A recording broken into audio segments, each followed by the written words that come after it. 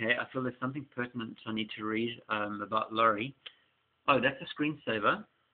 It's the moon. It's a neat little application, an executable file, which I've sent to a few of you, and you guys have thought it's a virus, because with it being an executable, it's not a virus. It's a great thing. You can go back in time or forward to see what the moon looked like on any date, any year. If you went outside now, this is exactly how the moon would look. Don't you think this is almost as beautiful as the real moon outside? I always make that joke. Okay, let me read. I'm wasting time. I get into people's heads very easily. I don't mean that in a nasty, invasive way. It's just an intuitive thing. So sorry, guys. When I said about the puppet motel being about technology having an ill effect on us and people ending up in institutions, etc., the actual song itself is not about that, but the CD, the album, and her book is about that. So I apologize. I don't want to just assume that you all know what I'm thinking.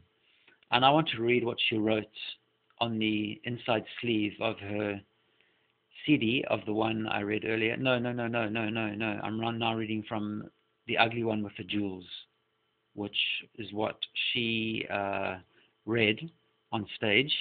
I will now read about what she said about that.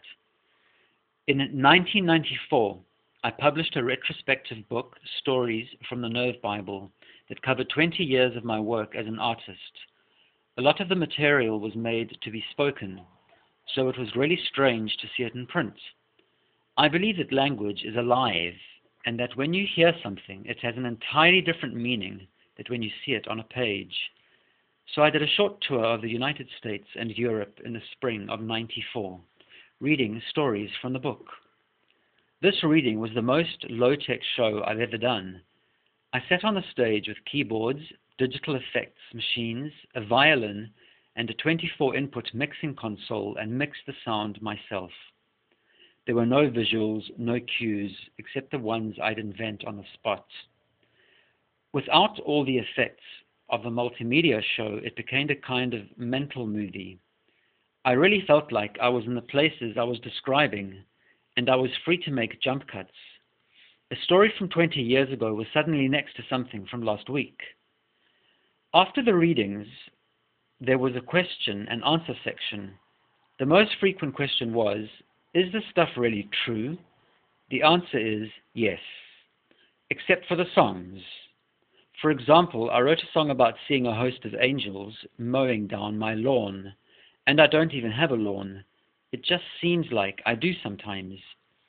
This album is excerpted from the live recording of the reading at Sadler's Wells Theatre in London. Thanks, guys. Ciao.